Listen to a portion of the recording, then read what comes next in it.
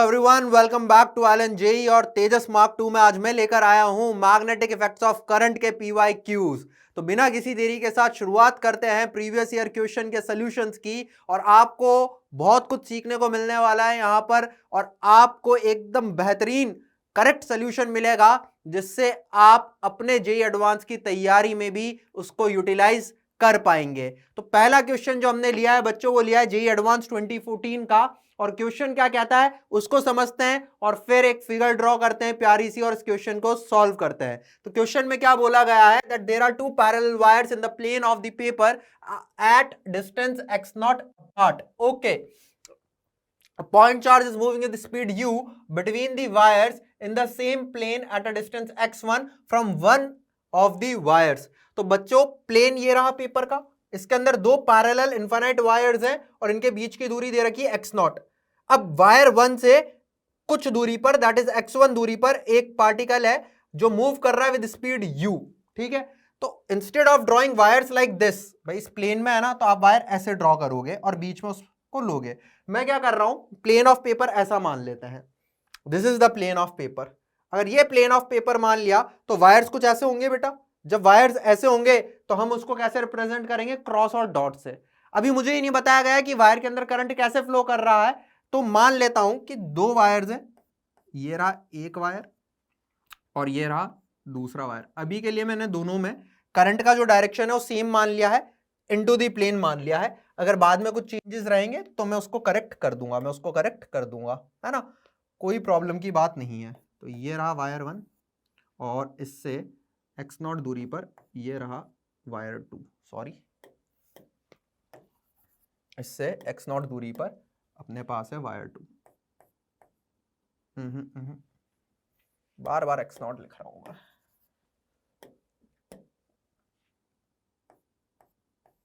ये और इनके बीच की दूरी आपको जो दी है वो दी है x नॉट। ठीक है, और यहां पर कहीं वो चार्ज पार्टिकल है जो कि इस वायर से, लेटस से अपन मान लेते हैं इस वायर से कितनी दूरी पर है, x1 दूरी पर, ऐसा बोला गया है। ठीक है, किसी एक वायर से x1 मान लिया। ओके, अब क्या बोला गया है, when the wires carry current of magnitude I in the same direction. हमने भी सेम डायरेक्शन में माना है, ये तो बोला ही नहीं गया कि किस तरफ फ्लो कर रहा है, तो मैंने इनटू द प्लेन इस तरीके से मान लिया है और दोनों में डायरेक्शन सेम माना है। ठीक है, the radius of curvature of the path of point charge is r1। तो इस पॉइंट चार्ज का जो पाथ का कर्वेचर की रेडियस है वो मुझे दे रखी है r1। कितनी दे रखी है बेटा, इसके लिए दे रखी है radius r1। Okay, in contrast if the current I in the two wires have direction opposite to each other, तो जो रेडियस ऑफ कर्वेचर है पाथ की वो r2 हो जाती है। तो ये तो मेरा केस वन हो गया, लेट अस से this is my case number 1, जिसमें सेम डायरेक्शन में करंट फ्लो हो रहा है दोनों वायर्स में। अब इसके बाद अपन देख लेते हैं बेटा केस 2, उसका डायग्राम इधर बना लेते हैं। This is my case 2। उसमें क्या है, अपोजिट डायरेक्शन में करंट फ्लो कराना है दोनों वायर्स में। तो मान लेते हैं इसमें तो अंदर की तरफ ही है और इधर वाले वायर में मान लेते हैं ये बाहर की तरफ करंट फ्लो हो रहा है। ये वही, इन दोनों के बीच की दूरी में तो कोई परिवर्तन नहीं आया, तो इन दोनों के बीच की जो दूरी है वो तो अपन x नॉट ही मान लेते हैं। और जो चार्ज पार्टिकल है वो इस वायर से कितनी दूरी पर है, x1 दूरी पर है, ये रहा। ठीक है, अब जो इस पार्टिकल का मोशन है उसका जो पाथ है उसका रेडियस ऑफ कर्वेचर आपको दे दिया है r2 दे दिया है। ठीक है, कोई दिक्कत की बात नहीं, ब्यूटीफुल। अब यहां पर क्या बोला गया, x naught by x1 is equals to 3। ये भी मुझे बोल दिया गया है बेटा, बड़े ही ध्यान से देखना। क्या बोला गया है, x1 बाय x नॉट, यही बोला गया ना, नहीं x नॉट बाय x1 बोला गया है। x naught by x1 is 3,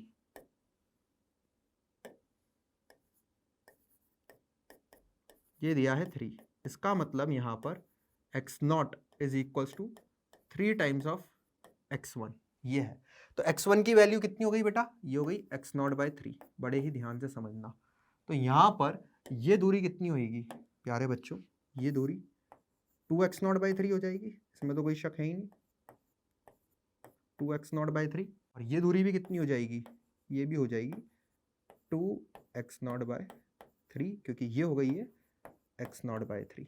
ठीक, ओके। अब मुझसे पूछा गया R1 बाय R2 की वैल्यू बताओ।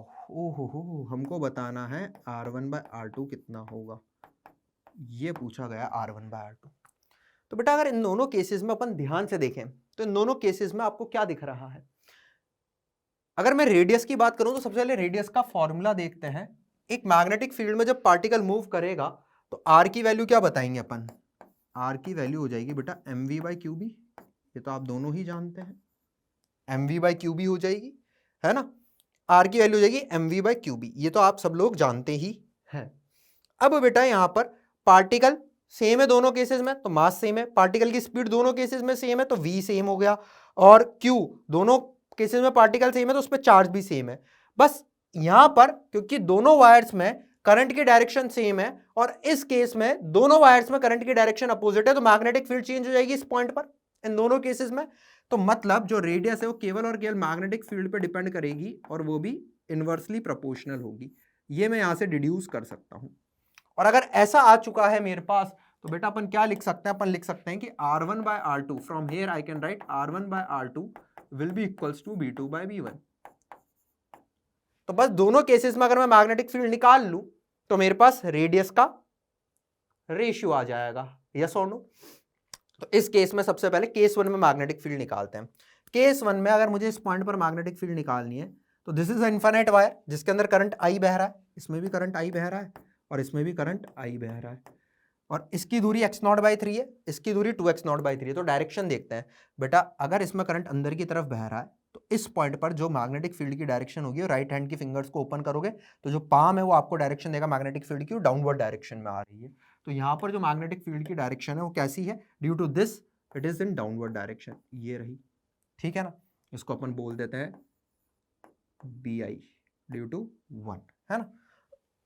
इसकी वजह से देखें तो इसमें भी करंट तो अंदर की तरफ है लेकिन पॉइंट इधर है, तो करंट के अंदर करंट तो अंदर की तरफ है, पॉइंट उधर है, तो पाम आपको देगा मैग्नेटिक फील्ड की डायरेक्शन कहाँ आ रही है, ऊपर आ रही है, तो ये आ गई ऊपर। इसको मैं बोल देता हूं लेटर से BII1। तो इस पॉइंट पर नेट मैग्नेटिक फील्ड कितनी हो जाएगी बेटा, वो होगी B1, उसको मैंने क्या बोला है B1 बेटा, that will be equals to BI1 minus this, yes और नो। अच्छा ये वैल्यू कितनी हो जाएगी, आपको पता है इनफिनिट वायर की वजह से किसी भी पॉइंट पर अगर मुझे मैग्नेटिक फील्ड निकालनी है तो वो कितनी होती है, वो होती है μ0I upon 2π and distance of this point from this wire that is x0/3। तो ये हो जाएगी x0/3 माइनस का दूसरे वायर की वजह से हो जाएगी μ0I अपॉन 2π, और इसकी जो दूरी है वो कितनी है, दैट इज 2x0/3, 2x0/3। ये माइनस क्यों, क्योंकि डायरेक्शन अपोजिट है ना, डायरेक्शन अपोजिट है। तो यहां से B1 की वैल्यू कितनी आ रही है बेटा, B1 की वैल्यू आपके सामने आ जाएगी μ0I अपॉन 2π x0 तो कॉमन ले लो, μ0I अपॉन 2π x0, ये तो कॉमन आ गया, ये बचा 3 माइनस 3/2 दैट इज 3/2। तो ये कितनी आ गई बेटा वैल्यू, ये आ गई है μ0I 3/2 होगा ये, तो 3/2 और यहाँ पर है 2π x0, ये मेरे पास आ गई इक्वेशन 1। ये आ गई भाई फर्स्ट केस में। सेकंड केस में सेम होगा, थोड़ा सा डिफरेंस ये है कि भाई ये वायर में तो करंट अंदर की तरफ ही बह रहा है, तो इस पॉइंट पर जो मैग्नेटिक फील्ड की डायरेक्शन है वो नीचे है, ऐसे है कुछ, तो इसको तो अपन बोल सकते हैं BI इन सेकंड केस। और उसकी वजह से क्योंकि करंट बाहर की तरफ है बेटा, अब आप देख सकते हो करंट कैसे है, करंट है बाहर की तरफ ऐसे, और ये रहा पॉइंट, तो किधर आएगी बेटा, नीचे की तरफ ही आ रही है, इसमें भी नीचे की तरफ ही आएगी, तो ये भी नीचे की तरफ ही आएगी, तो इसको अपन बोल सकते हैं BII × तो बेटा सेकंड केस में जो मैग्नेटिक फील्ड आएगी दैट इज B2। देखिए ये वैल्यू भी सेम रहेगी मैग्नीट्यूड वाइज, ये वैल्यू भी सेम रहेगी, बस माइनस के प्लस आ जाएगा क्योंकि दोनों ही नीचे है, तो बस यहाँ माइनस की जगह क्या कर दो प्लस, जैसे ही माइनस की जगह प्लस करोगे तो यहां से ही आप देख सकते हो ये हो जाएगा μ0I अपॉन 2π x0 और ये हो जाएगा 3 + 3/2 दैट इज 3 2 6 + 3 9/2, कितना हो जाएगा 9/2। This is your equation number 2। Solve करने की पूरी जरूरत नहीं है, यहां से ही वो आ जाएगा। ये थोड़ा सा सोचना, भाई एडवांस का पेपर है, थोड़ी सा दिमाग चलाना। जब ये सॉल्व कर लिया तो वापस सॉल्व करने की जरूरत नहीं है, माइनस के क्या करना था प्लस। अब इन दोनों को डिवाइड कर दोगे तो b2/b1, this divide by this कर दो, तो देखो क्या क्या कट पिट रहे हैं, जो कट पिट रहे हैं उनको काटो। देख mu naught I upon 2πx0, mu naught I upon 2πx0, ये तो पूरा कट गया बेटा। 2 से 2 भी निमट लिया, और 3 से कितना टाइम्स कैंसिल आउट हो गया, ये कैंसिल आउट हो गया 3 टाइम्स। तो इसका आंसर कितना आ गया है आपके पास, ये आ गया है 3। 3 is your fantastic answer. Hand solve. अरे बहुत इजीली हो गया, समझ में आया। क्वेश्चन कुछ भी खतरनाक नहीं था। क्वेश्चन को पढ़कर एक बढ़िया डायग्राम बनाना आपको आना चाहिए। अगर आपने डायग्राम बना लिया तो क्वेश्चन को सॉल्व करने में कोई बहुत बड़ी बात नहीं होगी। आगे बढ़ते हैं अगले क्वेश्चन की तरफ। अगला क्वेश्चन देखते हैं बच्चों कहां से है। अगेन जेईई एडवांस 2014, मतलब 2014 के अंदर 2 क्वेश्चन आए थे मैग्नेटिक इफेक्ट्स ऑफ करंट से। ये आपको समझ में आ रहा होगा। अगेन 2014 से क्वेश्चन है, इसमें तो डायग्राम बनाकर दिया है क्वेश्चन में। क्वेश्चन पढ़ते हैं। Oh it is a paragraph type question, तो पैराग्राफ होगा, उसके बाद कुछ क्वेश्चन इससे लिंक्ड होंगे, उनको सॉल्व करेंगे। पहले पैराग्राफ समझते हैं क्या है। Figure shows a circular loop, ये दिख रहा है। रेडियस इसकी ए दी है with 2 long parallel wires numbered 1 and 2। ये रहे 2 लॉन्ग पैरेलल वायर्स 1 और 2, all in the plane of the paper. सब आपको प्लेन ऑफ पेपर में दिख रहे हैं। The distance of each wire from the centre of the loop is D. दोनों वायर की distance from the centre of loop आपको क्या दे रखी है, डी दे रखी है। The loop and the wires are carrying the same current I. दोनों के अंदर same magnitude of current flow कर रहा है आई। डायरेक्शन के बारे में कोई चर्चा नहीं करी गई है। Current in the loop is in the counter clockwise direction if seen from the above. अगर आप इधर से देख रहे हो, ऊपर से देख रहे हो, तो इसमें जो करंट है वो कैसा है, काउंटर क्लॉकवाइज डायरेक्शन में है, जो कि यहाँ पे ड्रॉ भी इन्होंने कर रखा है। अब इससे लिंक्ड जो क्वेश्चन है वो समझते हैं। अगर डी की वैल्यू अप्रोक्सीमेटली ए हो जाए, सोचो अगर डी की वैल्यू अप्रोक्सीमेटली ए हो गई, वापस फिगर दिखाता हूं, बड़े ध्यान से देखना बेटा। अगर डी की वैल्यू अप्रोक्सीमेटली ए हो गई, मतलब ये जो यहां पर रिंग है क्या है, लगभग वायर को टच करेगी, लगभग टच करेगी, क्योंकि अप्रोक्सीमेटली हुई है, एग्जैक्ट टच नहीं कर रही, लगभग टच कर रही है ना। ऐसा कुछ सिचुएशन बनेगी, लिखा भी है नॉट टचिंग द लूप, लेकिन वो लगभग टच कर रही है, एग्जैक्टली टच नहीं कर रही। It is found that the net magnetic field on the axis of the loop is 0 at a height h above the loop. ये 2 वायर है, थोड़ा सा इमेजिन कर, ये 2 वायर है, यहां पर लूप है, यहां पर लूप है, तो इसकी एक्सिस पे यहां कहीं पॉइंट है, यहां हवा में यहां कहीं पॉइंट है, ये एक्सिस ऑफ द लूप है। यहां पर कहीं पर क्या है, मैग्नेटिक फील्ड 0 हुआ है, ऐसा बोला गया है ना। वो दूरी h दी है, वो दूरी क्या दी है, h दी है। तो यहां पर 4 ऑप्शन है, उसके अकॉर्डिंग सॉल्व करना है। मैंने कहा ऐसे इमेजिन करने में तकलीफ आएगी, तो अपन क्या करते हैं, थोड़ा सा पर्सपेक्टिव चेंज करते हैं। जो वायर्स ऐसे थे ना माय डियर, जो वायर्स ऐसे थे, यूं थे वायर्स, उनको ऐसा कर देते हैं समझने के लिए, आप समझो। तो ये वायर्स ऐसे हो गए, मतलब ये जो प्लेन थी ना, ये प्लेन थी, इस प्लेन को मैं यहाँ लेकर आ रहा हूँ, इस प्लेन को यहाँ ले आया तो दोनों वायर्स ऐसे हो जाएंगे, और यहाँ पर कहीं लूप आ जाएगा। यहाँ पर लूप है, एक वायर हो रहा, इमेजिन कर, एक वायर ये रहा, और यहाँ पर लूप है। अब तू देखेगा तो तुझे दोनों वायर कैसे दिखेंगे, क्रॉस और डॉट की फॉर्म में, या क्रॉस और क्रॉस की फॉर्म में, और यहां पर ऐसा लूप दिख रहा है, तो इसकी एक्सिस ये रही, ये रही एक्सिस, हवा में इमेजिन करो, ये रही एक्सिस। यहां पर किसी पॉइंट पर अब मैग्नेटिक फील्ड 0 हुई है। यही डायग्राम आपको ड्रॉ करना है कुछ इस प्रकार से। देखिए एक वायर ये रहा, दूसरा वायर ये रहा, ये रहा वो लूप, और यहां पर ऊपर कहीं पर किसी पॉइंट पर मैग्नेटिक फील्ड 0 बोली गई। ठीक है, अब अपन क्वेश्चन में आगे बढ़ते हैं, ऑप्शंस देखते हैं। Current in wire 1 and wire 2 is the direction PQ and RS। अब PQ एंड RS क्या है ये समझो। PQ डायरेक्शन ये है, RF डायरेक्शन ये है, मतलब दोनों में अगर ऐसे और ऐसे करंट बहेगा तो दोनों में अंदर की तरफ करंट बहेगा, तो दोनों को क्या मार्क करना पड़ेगा, क्रॉस मार्क करना पड़ेगा। यहां पर एक डॉट मार्क है, इसको अपन फॉर अ टाइमिंग ऐसे क्रॉस बना देते हैं, है ना। फॉर टाइमिंग इसको अपन क्या बना देते हैं, ये क्रॉस बना दिया, दोनों क्रॉस हो गए। और h अप्रोक्सीमेटली a है, मतलब ये जो दूरी है ये अप्रोक्सीमेटली आपको क्या दी है, a के बराबर होगी, तो यहाँ मैग्नेटिक फील्ड 0 हो जाएगी, ऐसा ये ऑप्शन में बोला है। देखते हैं मैग्नेटिक फील्ड 0 हो भी पा रही है, नहीं हो पा रही, जो भी है। ए ऑप्शन को पहले सॉल्व करने की कोशिश करते हैं, देखते हैं। बेटा अगर अपन बड़े ध्यान से देखें तो यहाँ पर मैग्नेटिक फील्ड निकालनी है, 3 कंपोनेंट्स यहाँ पर है, वायर 1, वायर 2 और एक लूप। इन तीनों की वजह से नेट मैग्नेटिक फील्ड 0 होनी चाहिए। बेटा अगर इस वायर की वजह से देखूँ, इसमें करंट बह रहा है अंदर, और इस पॉइंट पर अगर मैग्नेटिक फील्ड निकालनी है तो मैंने वायर को इस पॉइंट से एक लाइन से जोड़ दिया है, और मुझे पता है इसके परपेंडिकुलर मैग्नेटिक फील्ड यहाँ पर आएगी। तो देखो ये रहा वायर में करंट की डायरेक्शन, पॉइंट की तरफ फिंगर्स को ओपन करी, तो जो पाम है वो मुझे किसकी डायरेक्शन देगा, वो मुझे देगा मैग्नेटिक फील्ड की डायरेक्शन। तो यहाँ पर कुछ मैग्नेटिक फील्ड ये रहा, इसके परपेंडिकुलर कुछ इस प्रकार से आएगी।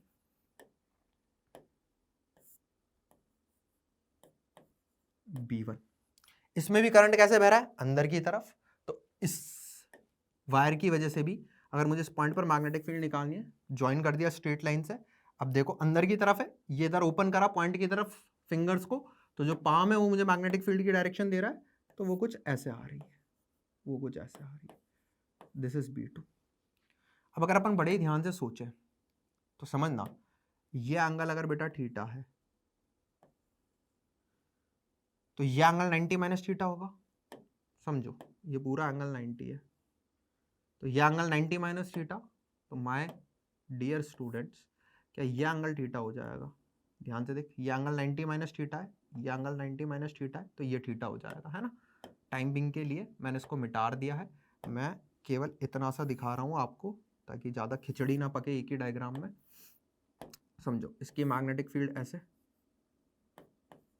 B1, इसकी वजह से मैग्नेटिक फील्ड ऐसे B2, और अभी अभी हमने ये सीखा कि ये एंगल थीटा है अगर ये एंगल थीटा है तो। सिमिलरली बेटा अगर ये एंगल थीटा होगा तो समझिएगा ये एंगल 90 माइनस थीटा ये वाला, तो ये एंगल वापस क्या बन जाएगा, थीटा, क्योंकि अपने पास ये एंगल 90 डिग्री है ना। थोड़ा सा इमेजिन करने वाली बातें, थोड़ी सी समझने वाली बातें, ये समझ लो, ठीक है। ओके, ये समझ लिया सर। तो अब आप ध्यान से देखोगे तो इसका इधर वाला कंपोनेंट B1 का वो कितना आएगा, B1 साइन थीटा, और B2 का इधर वाला कंपोनेंट कितना आएगा, B2 साइन थीटा। क्या आपको सिमेट्री से दिख रहा है कि जो ये दूरी है वही दूरी ये है, जितना करंट इसमें फ्लो हो रहा है उतना ही करंट इसमें फ्लो हो रहा है, तो B1 और B2 मैग्नीट्यूड वाइज तो बराबर होंगे भाई। ये तो अपन बोल ही सकते हैं ना that B1 will be equals to B2 magnitude wise. Hence B1 sin theta और B2 sin थीटा तो कैंसिल आउट हो जाएंगे, तो net magnetic field due to wires, net magnetic field due to wires कुछ ऐसा आएगी। This will be the net magnetic field due to wires. ये आ गई net magnetic field due to wires. अच्छा, तो वायर्स की वजह से ये एक कंपोनेंट अभी भी बचा हुआ है, दैट इज लूप। लूप की वजह से मैग्नेटिक फील्ड कैसे आएगी, ऊपर। तो ये जो लूप की वजह से मैग्नेटिक फील्ड होगी वो कुछ ऐसा आएगी, this will be the magnetic field due to loop. अगर ऐसा है तो इन दोनों का रिजल्टेंट कुछ ना कुछ इधर आएगा, मतलब नेट मैग्नेटिक फील्ड जीरो तो नहीं हो पाएगी, नेट मैग्नेटिक फील्ड जीरो तो नहीं हो पाएगी, बट क्वेश्चन में बोला नेट मैग्नेटिक फील्ड जीरो होनी चाहिए, मतलब ए ऑप्शन तो गलत हो गया।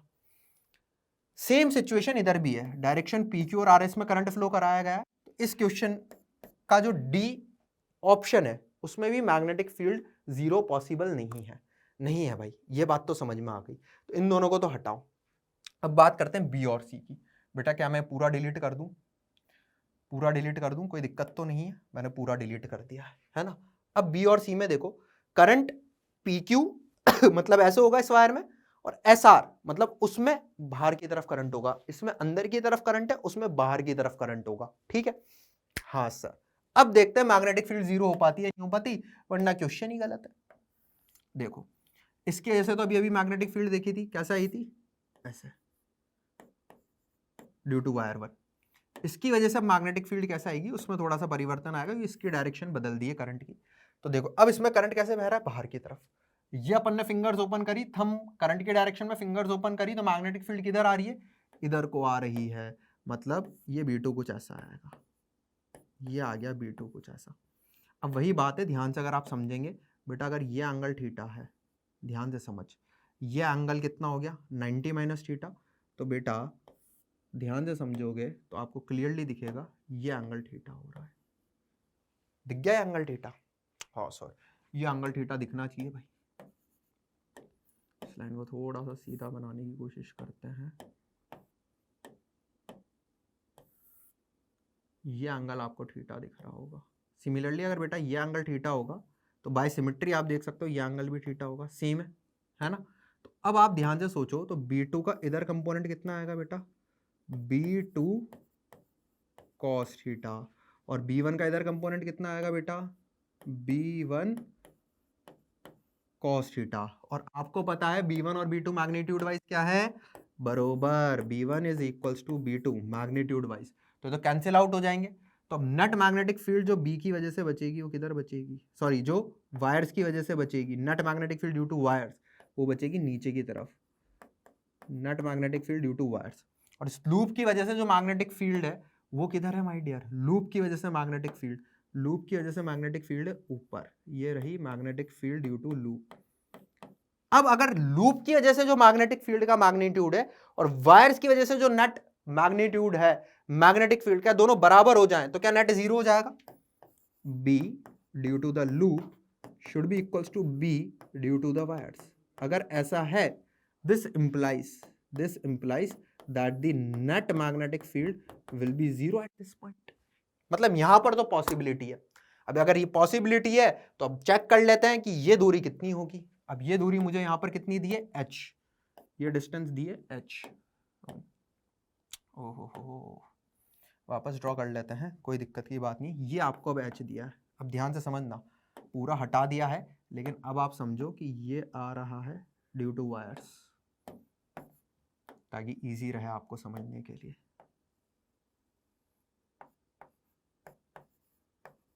ये आ रहा है ड्यू टू वायर्स, है ना बेटा, और इधर आ रहा है ड्यू टू लूप, है ना। और B के अगर अपन कंपोनेंट करें तो B due to wires, B due to wires आपको पता है कितना हो जाएगा बेटा? B1 साइन थीटा, क्योंकि कॉस थीटा वाले कंपोनेंट तो कैंसिल आउट हो गए थे, ये तो कॉस थीटा वाले कंपोनेंट तो कैंसिल आउट हो गए, तो B1 sine theta plus B2 sine theta. और मुझे पता है B1 B2 बराबर है, तो इसको अपन लिख सकते हैं B साइन थीटा इंटू 2। और B क्या है? क्योंकि B1 और B2 बराबर हैं, ध्यान से देखना भाई, B1 is equals to B2 is equals to B मैंने मान लिया है, तो हो गया 2B साइन थीटा। अब मुझे क्या निकालना है? मुझे बस B निकालना है। तो यहाँ पर अगर अपन ध्यान से देखें तो B निकालना है, तो बेटा ये तो अपन ने इनको ज्वाइन करा लाइन से, इसकी वजह से जो मैग्नेटिक फील्ड आई थी वो कुछ ऐसी आई थी, ये थी B, ये आपको निकालना है। तो बेटा ये अगर दूरी h है, दिस डिस्टेंस इज h,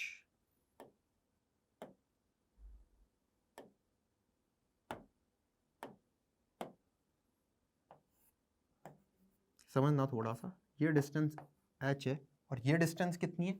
ये डिस्टेंस है a। तो इस वायर से इस पॉइंट की जो डिस्टेंस है वो ये हो जाएगी, that will be under root of h square plus a square. तो बेटा ये कितना आ जाएगा? आ जाएगा 2। B की वैल्यू आप क्या बताओगे? म्यू नॉट, इसमें करंट कितना बह रहा है? I, तो mu not I upon 2 pi D that is h square plus a square की पावर हाफ। और साइन थीटा, ये एंगल आपने थीटा माना था, थोड़ा सा याद करो, ये एंगल थीटा, तो साइन थीटा की वैल्यू क्या होगी? a अपॉन दिस, तो this will be a upon वही under root of h square plus a square. तो ये वायर्स की वजह से मैग्नेटिक फील्ड आ गई, कितनी आई बेटा? 2 ने 2 को मार दिया, तो ये हो जाएगी mu not I a upon pi, और ये हो जाएगा h square plus a square. ये तो हो गई वायर्स की वजह से। अच्छा, लूप के एक्सिस पर ये पॉइंट है, तो अगर लूप के एक्सिस पर पॉइंट है तो आपको पता है, या रिंग के एक्सिस पे पॉइंट है, तो उसकी वजह से मैग्नेटिक फील्ड कितनी आती है due to loop at axis?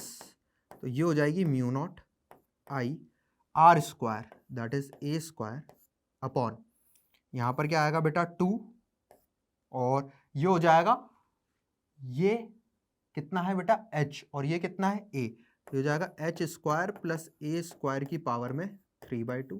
यही होता है बेटा फॉर्मूला। अब आपको पता है दोनों बराबर होने चाहिए। अभी तो हमने देखा, क्या देखा था? That B due to loop should be equals to B due to wires, तभी तो नेट जीरो होगा। तो दोनों बराबर करो, तो जैसे ही बराबर करोगे इन दोनों को, तो देख म्यू नॉट आई एक a से एक a गया, है ना, और ये इससे ये पावर हो जाएगी हाफ, ये पावर कितनी हो जाएगी? हाफ। तो अब आप क्लियरली लिख सकते हो यहां पर a अपॉन 2, है ना, ये यहां पर बनेगा 1 upon h square plus a square की पावर में half, that will be equals to, इधर क्या बच रहा है बेटा? 1 अपॉन पाई। तो अपन स्क्वायरिंग कर देते हैं दोनों तरफ। तो अगर दोनों तरफ स्क्वायरिंग करेंगे तो बेटा ये हो जाएगा pi square a square will be equals to 4 times of H square plus 4 times of A square. Yes और नो? पाई स्क्वायर लगभग हो गया 10 के बराबर। 10 ए स्क्वायर में से 4 ए स्क्वायर गए तो 6 ए स्क्वायर बचा, तो 6 A square will be equals to 4 H square.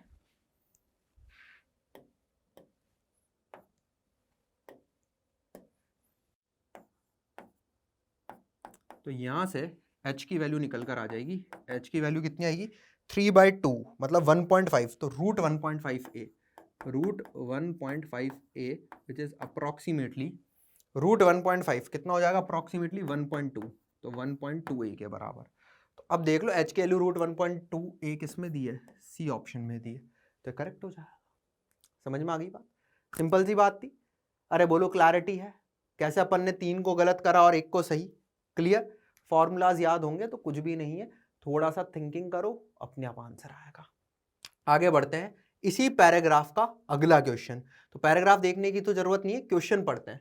Consider D is very greater than A, मतलब जो अब रेडियस ऑफ लूप लिया बहुत छोटा लिया comparative to the distance between the wire and the centre of the loop, and loop is rotated about its diameter parallel to the wires by 30 degree from the position as shown in the figure.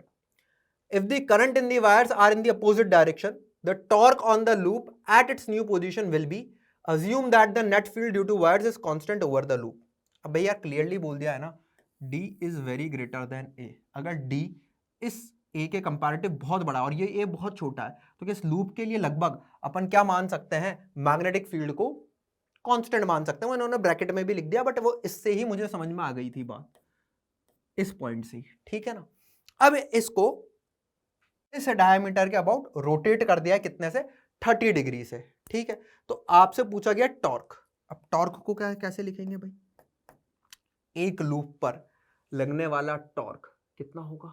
Come on everyone, कितना होगा? हाँ, कितना हो जाएगा? इसमें number of turns तो वही है, एक ही है, नंबर ऑफ टर्न्स तो है ही नहीं, सिंगल लूप है। तो क्या मैं लिख सकता हूं IAB साइन थीटा हो जाएगा। IAB N IAB sine theta होता है, एन की वैल्यू 1 है, तो IAB साइन थीटा। आई क्या है? करंट, ए क्या है? Area of the loop, B क्या है? यहां पर मैग्नेटिक फील्ड जो कि कांस्टेंट है, और sine theta that is the angle between A and B. Yes और नो? एरिया वेक्टर और मैग्नेटिक फील्ड के बीच का एंगल। कुछ भी नहीं, फॉर्मूला बेस्ड क्वेश्चन है बेटा। आई की वैल्यू तो आई है ही सही, एरिया इसका कितना हो जाएगा? पाई ए स्क्वायर, पाई ए स्क्वायर। अब मैग्नेटिक फील्ड लिखनी है, तो बेटा जो यहां पर मैग्नेटिक फील्ड होगी वही इस पूरे लूप के लिए होगी, क्योंकि मुझे बोल दिया गया है कि ए बहुत छोटा है, किसके कंपैरेटिव? डी के कंपैरेटिव। तो यहां पर डी दूरी पर एक इनफाइनाइटली लॉन्ग वायर की वजह से मैग्नेटिक फील्ड कितनी होगी? एक चीज याद रखना, बोला गया दोनों में करंट अपोजिट डायरेक्शन में है। तो सोचो अगर इसमें करंट ऐसे है तो इस पे मैग्नेटिक फील्ड अंदर की तरफ है, और अगर उसमें करंट अपोजिट डायरेक्शन में है मतलब नीचे है, तो अगर आप ध्यान से देखो तो यहां पर मैग्नेटिक फील्ड कैसे आएगी? उसकी वजह से भैया इसमें ऐसे है तो किधर आ रही है? अंदर की तरफ। उसमें किधर है? नीचे। और नीचे है, आप ऐसे मान लीजिए नीचे है, तो मैग्नेटिक फील्ड किधर आएगी? अंदर की तरफ ही आएगी इसमें भी। तो दोनों में मैग्नेटिक फील्ड का डायरेक्शन इनवर्ड्स ही है, इसलिए ऐड होएगा। ये चीज ध्यान से समझ लेना, है ना। बच्चा गलतियां कर देता है। तो इसकी वजह से कितनी हो जाएगी बेटा? अभी अभी हमने देखी, म्यू नॉट आई अपॉन 2 पाई, ये दूरी है डी, है ना, मल्टीप्लाई बाय 2 कर दूं, क्योंकि दोनों की तरफ से सेम होगी और दोनों की तरफ से डायरेक्शन भी सेम है, तो ये हो गया। अब मल्टीप्लाई क्या होगा? बी और साइन थीटा।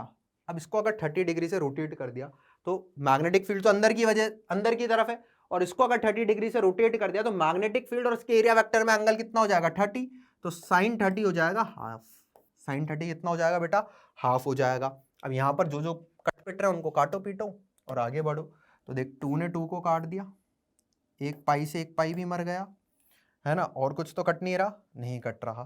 तो ये कितना आ जाएगा बेटा? ये आ जाएगा mu naught I square A square B, mu naught I square, है ना, ए स्क्वायर बी अपॉन में ये हो जाएगा 2d। कितना आ रहा है? 2d। अब ऑप्शन मैच कर लेते हैं। Mu naught I square A square B upon में सॉरी बी क्यों लिख दिया मैंने? बी तो ये लिखा ही है ना बेटा, ये बी ही तो लिखा है ना। तो mu not I square A square upon 2d, mu not I square A square upon 2d, यही मेरा करेक्ट मैच है, तो यहाँ पर करेक्ट ऑप्शन हो जाएगा बॉम्बे, that is option number B. Formula based था, इसमें तो कुछ ज्यादा दिक्कत नहीं थी। इसके पहला वाला क्वेश्चन जरूर ठीक ठाक लेवल का था, है ना, ये तो एकदम सिंपल क्वेश्चन था, formula based. Okay, let's move forward to the next question. अगला क्वेश्चन 2015 से सीक्वेंस में ही हम आगे मूव कर रहे हैं, तो 14 में 2 क्वेश्चन आए, अब 15 का पहला क्वेश्चन देखते हैं 15 में भी 2 क्वेश्चन आए या एक ही क्वेश्चन आया है। देखो सिंपल क्वेश्चन, इजी कैटेगरी का क्वेश्चन है, थोड़ा सा दिमाग लगाओगे जिसमें सॉल्व हो जाएगा। A conductor shown in the figure, तो ये कंडक्टर है, आई करंट ऐसे बह रहा है, फिर ये ऐसे घूमा, फिर ऐसे हुआ, फिर ऐसे है, फिर ऐसे है, और फिर ऐसे, पूरा वायर है ना, पूरा वायर है, जो व्हाइट कलर से दिखा है ये भी वायर ही है।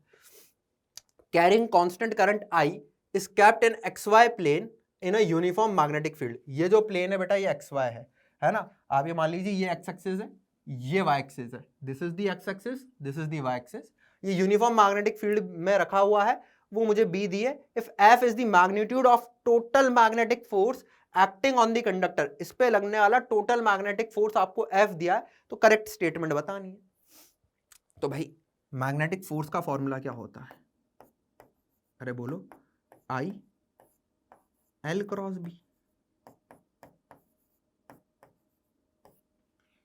यस और नो?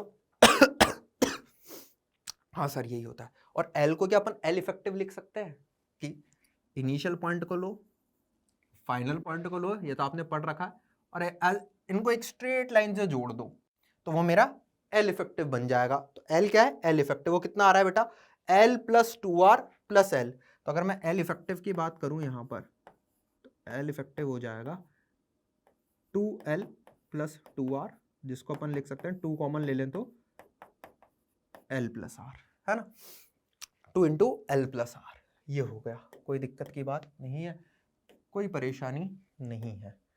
ओके आगे चलो। अब बोला गया अगर magnetic field is along Z cap, अब समझना ये X है ये Y है, तो Z कहाँ होगा, बाहर, मतलब मैग्नेटिक फील्ड क्या बोली गई है, डॉट। ए ऑप्शन में जो मैग्नेटिक फील्ड बोली गई है वो क्या बोली गई है, वो है डॉट, बाहर की तरफ है ना, ये है मैग्नेटिक फील्ड का डायरेक्शन। तो F will be proportional to L plus R। अब देखो ये है L इफेक्टिव और मैग्नेटिक फील्ड है बाहर की तरफ, तो L क्रॉस B करेंगे, L क्रॉस B करेंगे तो कहाँ आएगा, फोर्स नीचे की तरफ आ रहा है ना, और इन दोनों में एंगल कितना हो गया, L और B में, L और B में एंगल हो गया 90 डिग्री, तो यहाँ पर साइन 90 हो जाएगा 1। तो मैं इस फोर्स को क्या लिख सकता हूँ, मैं लिख सकता हूँ I, L की वैल्यू हो जाएगी बेटा twice of L plus R into B sine 90, that is 1। तो यहाँ पर I constant, 2 constant, B constant, तो क्या मैं ऐसा बोल सकता हूँ F will be proportional to L plus R, clearly दिख रहा है, मतलब ए ऑप्शन करेक्ट हो गया है। बी ऑप्शन की अगर बात करें तो बोला गया B इज अलोंग X, अगर B इस डायरेक्शन में हो जाए तो आपको पता है ये जो L इफेक्टिव है इसकी डायरेक्शन भी यही है, तो इन दोनों के बीच का एंगल कितना हो गया, 0, साइन 0 क्या हो जाएगा, 0, मतलब क्या फोर्स 0 हो जाएगा, तो इसमें बोला गया फोर्स 0 है, मतलब बी ऑप्शन भी सही है। सी में देखो if B is along Y cap, मतलब मैग्नेटिक फील्ड ऐसे है, अच्छा मैग्नेटिक फील्ड ऐसे है, एल इफेक्टिव ऐसे, दोनों के बीच में एंगल 90 डिग्री और क्रॉस करेंगे तो फोर्स आएगा इस तरफ, तो उसके अंदर भी यही बनेगा, सेम सिचुएशन बनेगी ना। अरे बोलो ये एफ का मैग्नीट्यूड जो लिखोगे वो ऐसे तो लिखोगे आई, एल इफेक्टिव हो गया twice of L plus R, B sine 90 क्योंकि मैग्नेटिक फील्ड इधर है और एल इफेक्टिव इधर है, दोनों के बीच का एंगल 90 डिग्री, सेम सिचुएशन बनेगी जो यहाँ पे लिख रखी है। तो ये भी करेक्ट हो गया कि एफ एल प्लस आर के क्या आएगा, प्रोपोर्शनल आएगा। और अगर बी जेड कैप डायरेक्शन में जो कि ये है तो फोर्स 0 है, ये तो कॉन्ट्राडिक्ट कर रहा है स्टेटमेंट ए को, तो ये तो गलत हो ही गया है। तो इसके करेक्ट आंसर क्या होंगे, A B and C are the correct answer. देखा सिंपल सा क्वेश्चन था, बहुत ज्यादा एक्सप्लेन करने का भी कुछ नहीं था, बहुत ही सिंपल क्वेश्चन था, 2015 में आया हुआ जेईई एडवांस। ओके अब चलते हैं अगले, अब सीधा है 2017 का क्वेश्चन है। तो अब देखो इस क्वेश्चन को पढ़ते हैं, पहले बड़े ध्यान से देखना। Answer questions bye appropriately matching the information given in the 3 columns of the following table. तो कॉलम 1, कॉलम 2, कॉलम 3 है, इनका कुछ तालमेल बिठाकर आपको क्वेश्चन का जवाब देना है। क्वेश्चन क्या है, there is a charged particle, it can be electron or proton, it is introduced at origin 0,0,0 with a given initial velocity v, कुछ initial velocity v दी है। इलेक्ट्रिक फील्ड है, मैग्नेटिक फील्ड है, दोनों यूनिफॉर्म है हर जगह, velocity, electric field और magnetic field column 1, column 2 और column 3 में रिस्पेक्टिवली दे रखी है। ई नॉट और जो बी नॉट है वो पॉजिटिव कॉन्स्टेंट्स हैं, ये मुझे पता है। ठीक है, अब क्वेश्चन देखते हैं क्या है। In which case will particle move in a straight line with constant velocity. Minded बच्चों, यहां पर क्या दे दिया है, कांस्टेंट वेलोसिटी। अगर कांस्टेंट वेलोसिटी दी है, इसका मतलब क्या है, ना मैग्नीट्यूड चेंज हो रहा है वेलोसिटी का, ना ही डायरेक्शन चेंज हो रहा है, मतलब एक्सेलरेशन जीरो है, मतलब कि उस पार्टिकल पर नेट फोर्स क्या होना चाहिए, net force on the particle should be zero, तभी ऐसा पॉसिबल है। और अगर पार्टिकल इलेक्ट्रिक फील्ड और मैग्नेटिक फील्ड दोनों के इन्फ्लुएंस में है, तो उस पर लगता है लॉरेंट्ज फोर्स, और उस फोर्स को अपन कैसे लिख सकते हैं बेटा, फोर्स ऑन दी पार्टिकल कितना होएगा बेटा, वो हो जाएगा Q E plus V cross B, यही होगा। अब जहां पर इसकी वैल्यू जीरो हो जाएगी वही मेरा आंसर होगा, वही ये कांस्टेंट वेलोसिटी से चल रहा होगा। ऐसे क्वेश्चंस को सॉल्व करने का तरीका ऑप्शन बाय ऑप्शन चलना पड़ेगा, और कोई दूसरा वे नहीं है। तो यहां पर जो पहला ऑप्शन है उसके अंदर क्या तीन चीजों को लिया है, कॉलम 1 से तो लिया है बेटा 2 को, कॉलम 2 से लिया है 3, और कॉलम 3 से लिया है S को। ठीक है, अब देखते हैं क्या इस केस में नेट फोर्स जीरो हो रहा है क्या, अगर हो रहा है तो यही मेरा आंसर होगा, नहीं हो रहा होगा तो मैं बी ऑप्शन पर चलूंगा।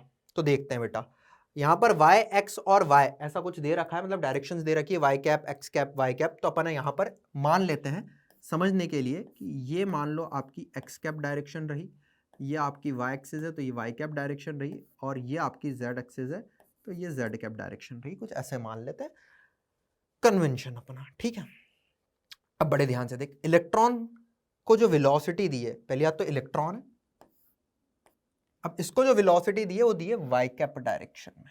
ओके सर, इलेक्ट्रॉन को जो वेलोसिटी दी है वो कुछ ऐसे दी है, सॉरी, ये जो इलेक्ट्रॉन को वेलोसिटी दी है वो कैसे दी है, वो दी है कुछ इधर ऐसे, है ना। अब देखो, अगर वेलोसिटी वाई कैप डायरेक्शन में दी और मैग्नेटिक फील्ड किधर है, जेड, मतलब मैग्नेटिक फील्ड है इधर, इधर कहीं है मैग्नेटिक फील्ड, मैग्नेटिक फील्ड है इधर, ये रही मैग्नेटिक फील्ड। तो इसकी वजह से आने वाला फोर्स देखते हैं, V क्रॉस B करेंगे, अगर अपन V क्रॉस B करेंगे तो फोर्स किधर आ रहा है, एक्स डायरेक्शन में, नहीं, इलेक्ट्रॉन है भाई, चार्ज नेगेटिव है, इलेक्ट्रॉन है, तो फोर्स किधर आएगा, बड़े ध्यान से देख, V क्रॉस B करोगे तो फोर्स इधर नहीं आएगा, किधर आएगा, माइनस एक्स डायरेक्शन में फोर्स आएगा, किधर आएगा फोर्स इस पर, माइनस एक्स डायरेक्शन में। तो ये जो फोर्स आएगा मैग्नेटिक फील्ड की वजह से, ये आएगा आपका माइनस एक्स डायरेक्शन में। और इलेक्ट्रिक फील्ड की वजह से फोर्स कितना है, इलेक्ट्रिक फील्ड है इधर, लेकिन इलेक्ट्रॉन है, इलेक्ट्रॉन है तो इलेक्ट्रिक फील्ड की वजह से फोर्स किधर लगेगा, पॉजिटिव एक्स डायरेक्शन में। मैग्नेटिक फोर्स आ रहा है नेगेटिव एक्स में, इलेक्ट्रिक फोर्स आ रहा है पॉजिटिव एक्स में, क्या देयर इज अ पॉसिबिलिटी दोनों कैंसिल आउट कर दे, बिल्कुल पॉसिबिलिटी है, तो नेट फोर्स जीरो हो जाएगा, तो ये पार्टिकल स्ट्रेट लाइन में यहां पर मूव करेगा, इसमें कोई शक नहीं है, ऐसे ऊपर वाई डायरेक्शन में स्ट्रेट लाइन में मूव कर सकता है ये, तो यहां पर ए ऑप्शन करेक्ट है। अब आगे के ऑप्शन ऐसे चेक करने की जरूरत नहीं है, लेकिन अगर आप चाहो तो मैं एक चेक करके दिखा देता हूं, बाकी दो आप खुद से करेंगे। देखते हैं इसमें क्या बोला गया, वो देखो। अब लिया गया है फोर्थ, लिया गया है फर्स्ट, और लिया गया है एस। अब देखो, पहले पार्टिकल को वेलोसिटी किधर दी, इधर, है ना, और मैग्नेटिक फील्ड किधर है बेटा, जेड में। तो अगर आप देखोगे, और प्रोटॉन ही है तो कोई दिक्कत नहीं है, एक्स क्रॉस जेड करो तो जो फोर्स आएगा वो आएगा नेगेटिव वाई में, फोर्स आ रहा है नेगेटिव वाई में।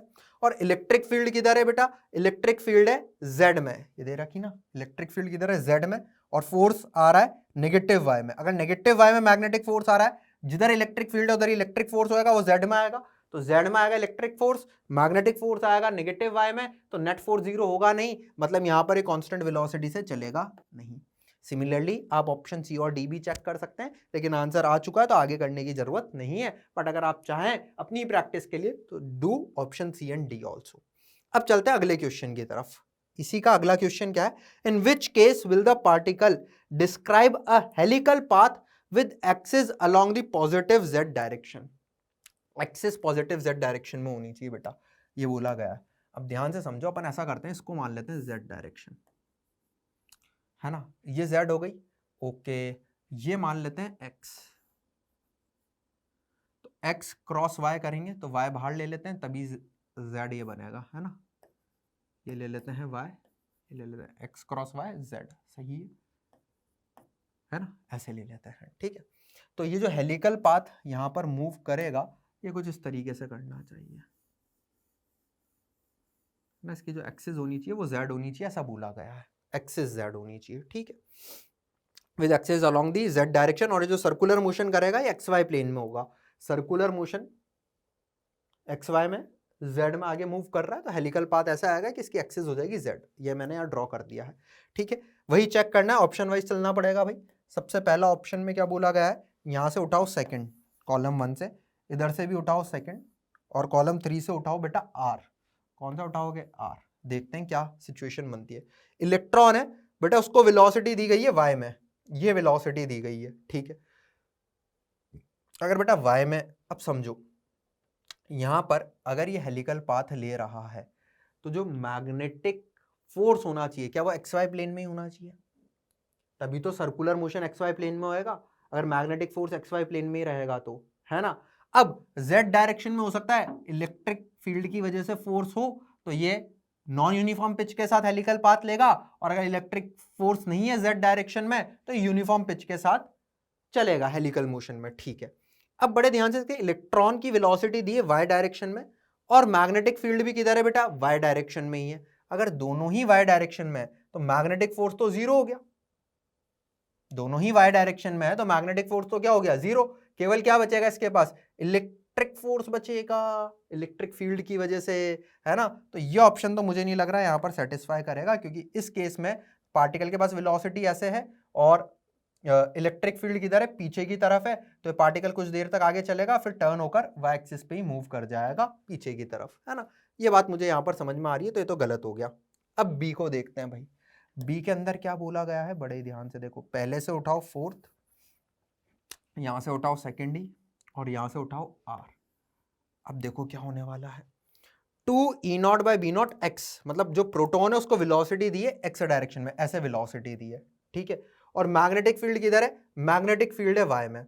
अब सोचो अगर x क्रॉस y करूंगा तो जो मैग्नेटिक फोर्स आएगा वो किधर आ रहा है, वो आ रहा है z में। मैग्नेटिक फोर्स किधर आ रहा है, z में। जैसे मैग्नेटिक फोर्स z में आएगा तो यहां पर xy प्लेन के अंदर सर्कुलर मोशन नहीं होगा, तो ये भी मेरा गलत हो गया, ये भी मेरा क्या हो गया, गलत हो गया, तो इसको भी हटाऊं, ये भी गलत हो गया। चलो आगे सी पे चलते हैं, सी पे चलो। फोर्थ इधर से लेना है फर्स्ट और इधर से लेना है एस, ठीक है। वेलोसिटी तो वही दी है एक्स डायरेक्शन में, जेड डायरेक्शन में क्या है, मैग्नेटिक फील्ड है। अब ध्यान से देखो, वेलोसिटी दी है एक्स में, जेड में क्या है, मैग्नेटिक फील्ड है, तो जो मैग्नेटिक फोर्स आ रहा है वो किधर आ रहा है, एक्स क्रॉस जेड कर रहे हो माइनस वाई में आ रहा है, ठीक है यार, माइनस वाई में आ रहा है। तो आप समझो आपने पार्टिकल को वेलोसिटी दी ऐसे, अब इस पर फोर्स कैसे लग रहा है, अंदर की तरफ, तो ये पार्टिकल यूं घूमेगा, एक्स वाई प्लेन में ही घूमेगा, एक्स वाई प्लेन में ही घूमेगा। और इलेक्ट्रिक फील्ड किधर है, इलेक्ट्रिक फील्ड भी है भैया जेड डायरेक्शन में, तो ठीक है, ये एक्स वाई प्लेन में तो मैग्नेटिक फील्ड के फोर्स के जैसे घूमेगा और आगे भी बढ़ता जाएगा। क्यों बढ़ता जाएगा भैया, आप देखो, क्योंकि इलेक्ट्रिक फील्ड किधर है, जेड डायरेक्शन में है, तो इस पे एक फोर्स तो ऐसे आएगा जो इसको इधर भी वेलोसिटी इंपार्ट करेगा। और ये जो वेलोसिटी है ये, क्योंकि मैग्नेटिक फील्ड के कैसे, देख यहां पर ये जो वेलोसिटी है ये एक्स डायरेक्शन में है और उधर मैग्नेटिक फील्ड किस डायरेक्शन में है, जेड में है, तो ये वेलोसिटी मैग्नेटिक फील्ड के परपेंडिकुलर डायरेक्शन में है, तो इसकी वजह से तो क्या होएगा, ये सर्कुलर मोशन करेगा और इस इलेक्ट्रिक फील्ड की वजह से एक और वेलोसिटी आ जाएगी, क्योंकि इस डायरेक्शन में एक्सेलरेट करेगा इस फील्ड के फोर्स की वजह से, तो आगे भी मूव करेगा। तो ये यहां पर सही मुझे लग रहा है। डी ऑप्शन भी चाहो तो चेक कर लो, बट सही आ गया तो जरूरत नहीं है, बट फिर भी चेक कर लेते हैं। देख लो भाई क्या है, थर्ड लेना है, इधर से लो थर्ड, ये वाला लो, उधर से भी लो थर्ड, इधर से भी लो थर्ड, और इधर से लो पी। तो देखो वेलोसिटी नहीं दी है प्रोटॉन को, ठीक है, छोड़ दिया गया है यहाँ पर छोड़ दिया गया है, कोई वेलोसिटी नहीं दी, कोई वेलोसिटी नहीं दी, है ना। और इधर से क्या लिया है अपन ने, ये माइनस एक्स डायरेक्शन में नीचे की तरफ इलेक्ट्रिक फील्ड है भाई, नीचे की तरफ इलेक्ट्रिक फील्ड है, तो नीचे की तरफ मूव करेगा थोड़ी देर में, है ना। अगले ही सेकंड किधर मूव करेगा, अगले सेकंड के अगले क्षण नीचे मूव करेगा। और मैग्नेटिक फील्ड भी किधर है, मैग्नेटिक फील्ड भी है माइनस एक्स में, तो यहाँ पर अगर मैग्नेटिक फील्ड की वजह से देखो तो फोर्स आएगा ही नहीं, तो फिर ये नीचे की तरफ ही एक्सेलरेट करेगा, तो गलत हो ही गया है, ये हेलिकल पाथ लेगा ही नहीं। तो यहाँ पर करेक्ट ऑप्शन क्या हो जाएगा? सी।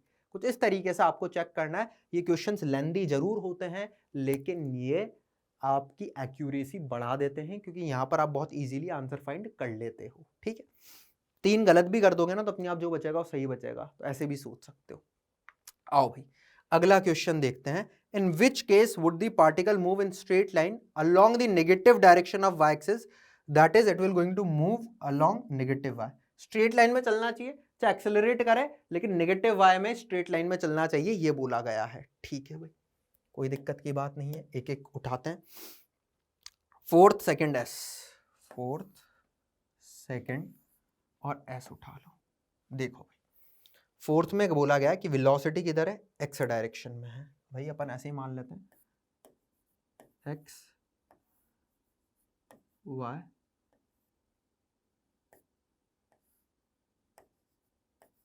और जेड, तो वेलोसिटी इधर दे दी, और मैग्नेटिक फील्ड किधर है बेटा? जेड में। सोचो वेलोसिटी इधर, मैग्नेटिक फील्ड जेड में, तो यहाँ पर मैग्नेटिक फोर्स, मैग्नेटिक फील्ड की वजह से जो फोर्स आएगा वो आएगा नीचे की तरफ, इसमें कोई शक नहीं है। और इलेक्ट्रिक फील्ड भी नीचे की तरफ है, और पार्टिकल को जो वेलोसिटी दी है वो किधर दी है? वो दी है एक्स डायरेक्शन में। पार्टिकल को वेलोसिटी एक्स में दी है, वेलोसिटी इधर है, फोर्स नीचे है। समझ रहे हो? ये बहुत इंपॉर्टेंट है। पार्टिकल की वेलोसिटी तो इधर है इनिशियली, और इस पे लगने वाला फोर्स नीचे है, तो स्ट्रेट लाइन में थोड़ी ना मूव करेगा। वेलोसिटी और फोर्स के बीच में यहाँ पर एंगल है, तो ये तो गलत हो गया। आओ अगले पे चलते हैं। थर्ड सेकंड और पी, थर्ड सेकंड और पी। थर्ड में पार्टिकल को कोई वेलोसिटी नहीं दी, ये रब कर देता हूं। थर्ड में पार्टिकल को कोई वेलोसिटी नहीं दी, यहां से छोड़ दिया गया इस पॉइंट से। ठीक है, इलेक्ट्रिक फील्ड किधर है बेटा? नेगेटिव वाई में। इलेक्ट्रिक फील्ड है नेगेटिव वाई में, तो नीचे की तरफ मूव करेगा। और मैग्नेटिक फील्ड किधर है? एक्स में। तो जब आप नेगेटिव वाई क्रॉस एक्स करेंगे, नेगेटिव वाई क्रॉस एक्स करेंगे, तो इस पर फोर्स किधर आएगा? बाहर की तरफ फोर्स आएगा जेड में। तो ये नीचे तो मूव करेगा, लेकिन फोर्स किधर आ जाएगा? जैसे ही नीचे मूव करेगा बाहर की तरफ आ जाएगा, तो यहां भी ये नेगेटिव वाई में नहीं चल पाएगा। फिर पकड़ते हैं अपन सेकंड, थर्ड और क्यू।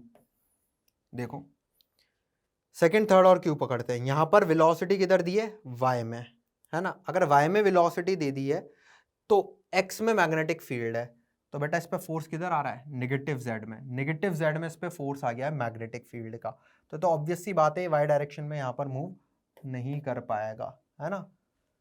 समझ ही रहे हो तुम। अब उधर देखो,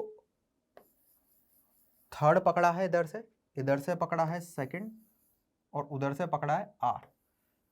अब देखते हैं भाई, थर्ड मतलब वही छोड़ दिया, सेकंड मतलब नीचे की तरफ मूव करेगा अगले क्षण, अगले के क्षण जैसे नीचे की तरफ मूव करेगा, मैग्नेटिक फील्ड भी नीचे की तरफ है, तो मैग्नेटिक फोर्स आएगा ही नहीं, केवल इलेक्ट्रोस्टैटिक फोर्स रहेगा। तो यहां पर इलेक्ट्रिक फील्ड की वजह से फोर्स है, तो केवल नेगेटिव वाई डायरेक्शन में मूव करता चला जाएगा, एक्सेलरेट जरूर होएगा लेकिन मूव करेगा, तो डी ऑप्शन यहां पर क्या होएगा? करेक्ट होएगा।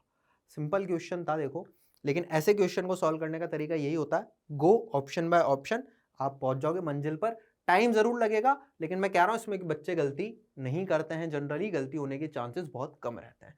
तो 2017 में आए हुए क्वेश्चन थे, 3 क्वेश्चन यहां पर आया था, आप देख सकते हो। एक ही पैराग्राफ और कॉलम्स में मैचिंग करनी थी, है ना। चलो भाई अगले क्वेश्चन की तरफ बढ़ते हैं। 2017 में ही आया हुआ ये भी क्वेश्चन है। ये क्वेश्चन भी कब आया है? 2017 में ही आया है। ठीक है, इस क्वेश्चन में क्या बोला गया है वो देखते हैं। A symmetric star-shaped conducting wire loop is carrying a steady state current I as shown in the figure. The distance between the diametrically opposite vertices of the star is 4 है। diametrically opposite vertices है, इनके बीच की distance 4 है, ये symmetric star है ना। Magnitude of magnetic field at the centre of the loop is, इस पूरे लूप के सेंटर पर मैग्नेटिक फील्ड आपसे पूछी गई है। यहाँ पर सेंटर पर मैग्नेटिक फील्ड पूछी गई है, इनमें से करेक्ट बताना है। इजी क्वेश्चन है, थोड़ा सा सोचो, सिमेट्री बहुत बढ़िया दिख रही होगी, अपने आप बात समझ में आ जाएगी। बेटा यहाँ पर अगर सेंटर पर मैग्नेटिक फील्ड निकालनी है, बड़े ध्यान से समझना। मैं कह रहा हूँ क्या, ये मान लो ये ए है और ये बी है। अगर आप ए बी सेगमेंट की वजह से इस पॉइंट पर मैग्नेटिक फील्ड निकाल लो, तो ध्यान से देखो तो इस सेगमेंट की वजह से भी उतनी मैग्नेटिक फील्ड है, इस सेगमेंट की वजह से भी उतनी मैग्नेटिक फील्ड है, इस सेगमेंट की वजह से भी उतनी मैग्नेटिक फील्ड है, मतलब सभी सेगमेंट्स, क्योंकि आप देख सकते हो हाईली सिमेट्रिक ये यहाँ पर लूप है, तो सबकी वजह से सेम होगी।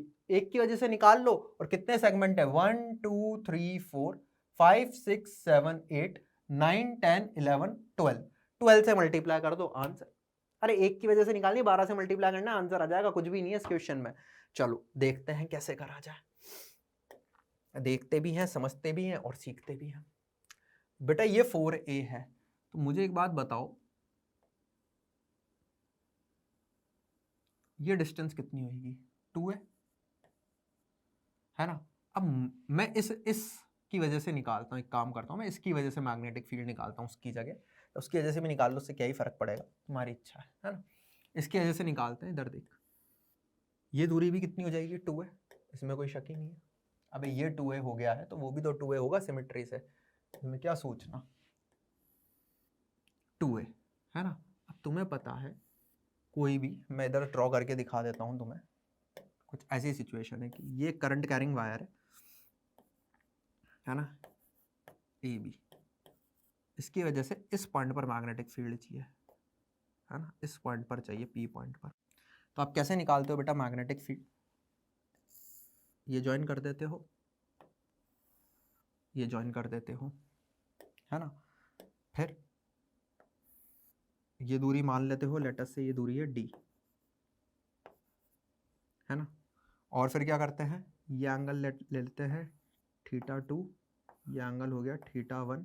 तो आप यहाँ पर क्या बताते हो मैग्नेटिक फील्ड, मैग्नेटिक फील्ड आप बताओगे म्यू नॉट, इसमें करंट मान लो I बह रहा है, तो I अपॉन 4 पाई, ये है d साइन θ1 माइनस का साइन θ2।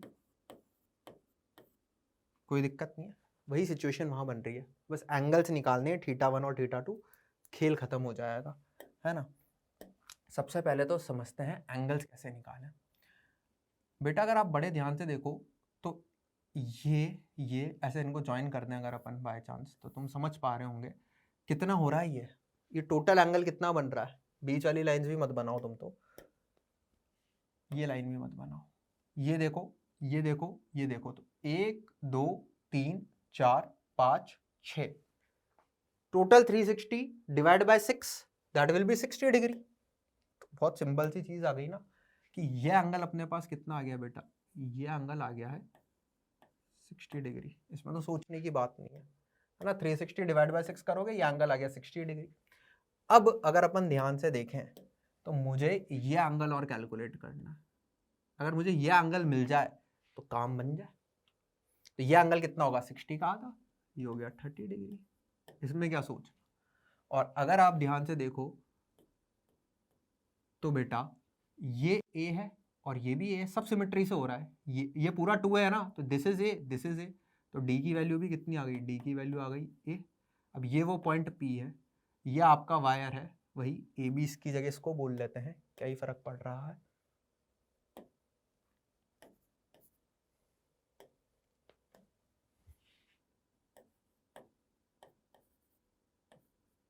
मैग्नेटिक फील्ड नहीं निकाल सकते, ये रहा वो वायर ए बी, ध्यान से देखो ये रहा वो पॉइंट पी, तो ये आपके पास क्या हो गया θ2, ये क्या हो गया θ1।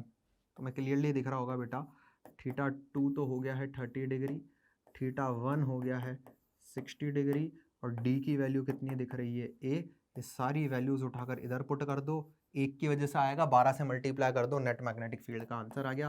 तो मैग्नेटिक फील्ड आ जाएगी 12 into mu not I upon 4 pi A, ये कितना बन जाएगा sine 60, that is √3/2 minus sine 30, that is half. जो जो कट पिट रहे उनको काटो बेटा, 4 से ये कैंसिल आउट हो जाएगा 3 टाइम्स, है ना। तो ये कितना आ जाएगा बेटा, ये आ जाएगा 3 म्यू नॉट आई अपॉन, ये 2 बाहर ले लेते हैं, 2 पाई ए, अंदर बचेगा √3 माइनस 1, आंसर मैच कर लेते हैं। Mu naught 3 mu naught I upon 2 pi A √3 minus 1, 3 mu naught I upon 2 पाई ए, है ना। ऐसा तो कुछ दिख नहीं रहा, तो इसको ऐसा करते हैं 6 ही रहने देते हैं, इधर करो देखो, इसको 4 रहने दो। आप क्या करो, या इसको 2 से मल्टीप्लाई 2 से डिवाइड कर दो तो ऐसे बन जाएगा ना यार, 6 mu naught I upon 4 pi ए √3 - 1। अब देख लो ये मैच कर जाएगा, 6 mu naught I upon 4 pi ए √3 - 1, ये रहा। तो दिस इज माई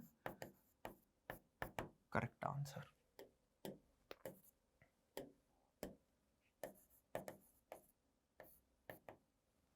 हो गया सिंपल, कुछ भी नहीं था, सिंपल क्वेश्चन था, फुल्ली सिमेट्रिक, आपको लूप दिया था तो बहुत इजीली हो गया है ना, बहुत इजीली सॉल्व हो गया।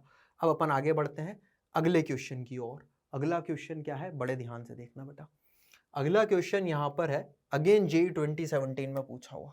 आप समझ सकते हो ना भाई कि चैप्टर की इंपॉर्टेंस क्या है, यहीं से दिख रही होगी आपको। 2017 में आया हुआ तीसरा क्वेश्चन है, बड़े ध्यान से देखना क्या बोला गया है। Uniform magnetic field B exist in the region between x equals to 0 to x equals to 3/2। ये x इक्वल्स टू 0 है, ये यहाँ से लेकर x इक्वल्स टू 3/2 तक ये यूनिफॉर्म मैग्नेटिक फील्ड है, इसको रीजन 2 बोला गया है ना। Pointing normally into the plane of paper, आप देख सकते हो magnetic field into the plane of paper है। A particle with charge plus q, ये रहा पार्टिकल प्लस q चार्ज के साथ एंड मोमेंटम p के साथ डायरेक्टेड अलोंग x एक्सिस, ये आपके पास x एक्सिस है, ये रही x एक्सिस आपको दिखा रखी है, तो इधर डायरेक्ट करते हैं। Enters region 2 from region 1 at a point P1, ये यहाँ P1 पे एंटर करता है, which is at a distance of r, वो भी नेगेटिव में, मतलब O से नीचे, ये ओरिजिन है बेटा, इससे नीचे R1, ये R1 दूरी है, यहां पर एंटर करता है P1 पॉइंट से। x एक्सिस इसका क्या मोमेंटम का डायरेक्शन है। Which of the following options is are correct, इनमें से कौन सा ऑप्शन सही है या गलत है देखते हैं। इस फिगर को थोड़ा बड़ा करते हैं बेटा, है ना, फिगर को थोड़ा बड़ा करते हैं। अब अपन ऑप्शन बाय ऑप्शन देख लेंगे। तो ये फिगर तो क्लियर है हर बच्चे को। अब अपन ऑप्शन बाय ऑप्शन देखते हैं। पहला ऑप्शन में क्या बोला गया, बड़े ध्यान से देखो। For B this the particle will enter region 3 through point P2 on x axis. तो ये x एक्सिस पर यहां पर P2 दिया गया है। ऐसा बोला कि अगर मैग्नेटिक फील्ड की वैल्यू ये है ना, तो ये पार्टिकल P2 से रीजन 3 में एंटर करेगा। कहां से, P2 से रीजन 3 में एंटर करेगा। तो अपन इसको ड्रॉ कर लेते हैं सिचुएशन को, कि भाई ये जो पार्टिकल है यहां से घूमा। अब सोचो इसके पास मोमेंटम है ऐसे, मतलब इसकी वेलोसिटी है ऐसे, मैग्नेटिक फील्ड है अंदर की तरफ। तो जब तुम V क्रॉस B करोगे तो फोर्स आएगा ऊपर की तरफ, मतलब ये कुछ ऐसा कर्व्ड पाथ लेगा। और ऐसा बोला गया है यहां से ये इस रीजन में एंटर कर जाएगा, है ना। ऐसा बोला गया है कि पॉइंट 2 से ये कुछ ऐसे, सॉरी गलत कलर चूज कर लिया है, ये ऐसे पॉइंट 2 से ऐसे इस रीजन में एंटर कर जाएगा, दैट इज रीजन 3। इसको वापस ड्रॉ कर लेते हैं।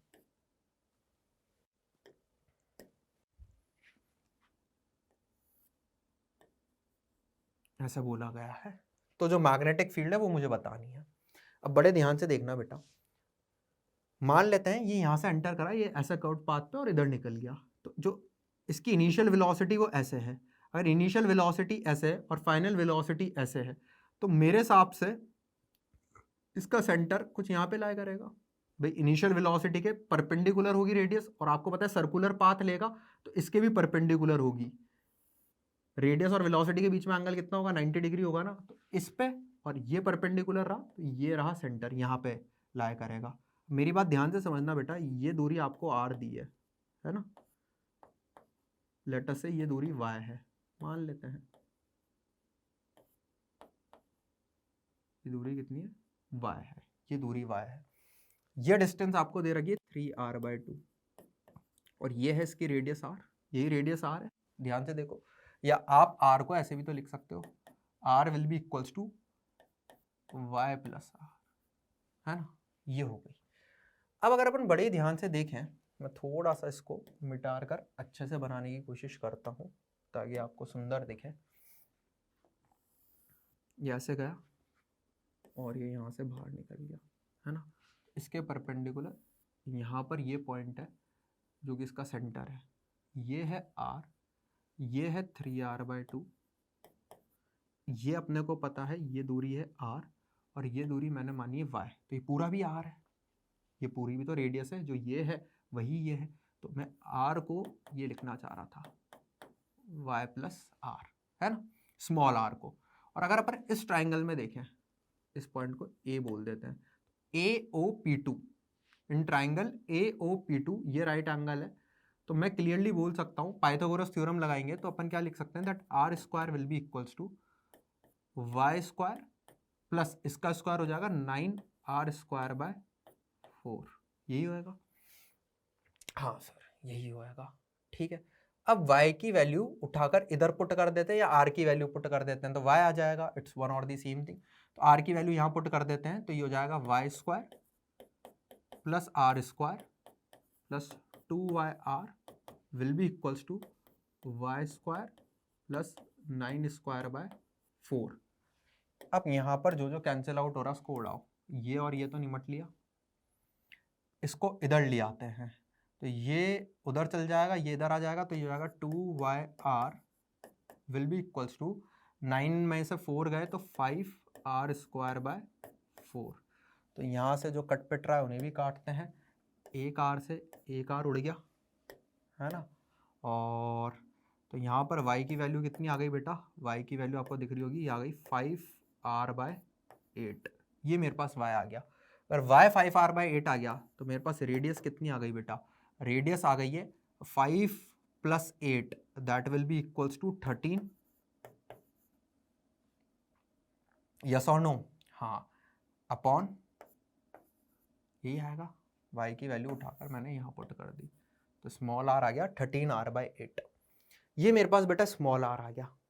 ओके, अब तुम्हें पता है जो रेडियस होती है वो होती है p/qb, अरे mv/qb होती है ना।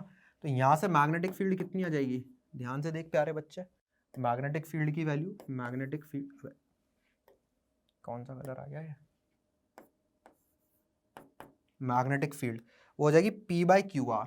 तो p/q और r की वैल्यू कितनी है 13r/8।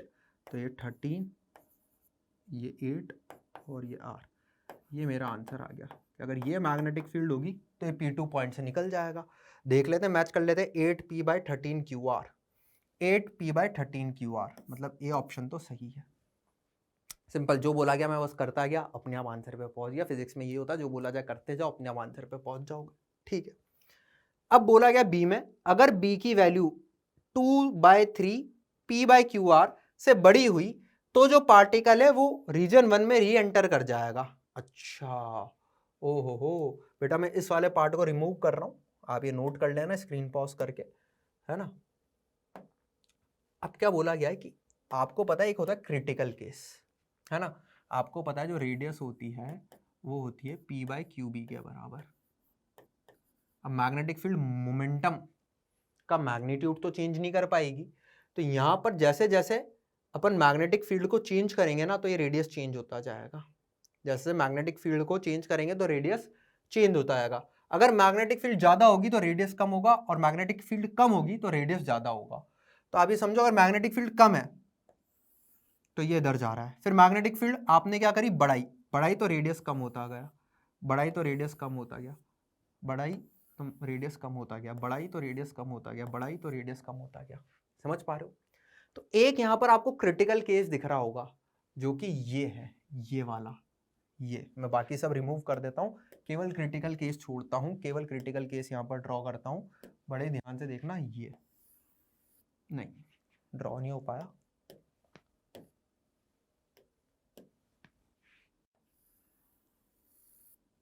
ये समझ रहे हो, जिसमें ये केवल इसको यहां पर छूते हुए इधर पहुंच जाएगा। अब ये रीजन 1 में वापस री एंटर कर जाएगा।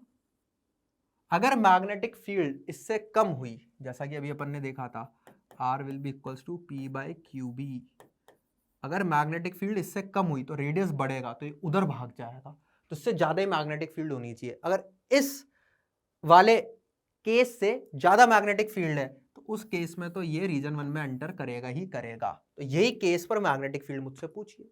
तो अगर बेटा ये केस है तो आप यहां पर क्लियरली देख पाओगे कि अगर मैं ये वाला केस ले रहा हूं तो यहां पर इसकी जो रेडियस है, मैं इन सबको हटा देता हूं,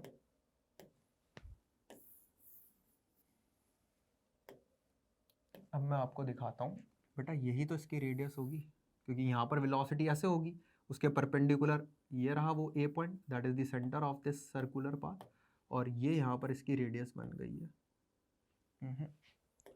कुछ तो गड़बड़ है भैया।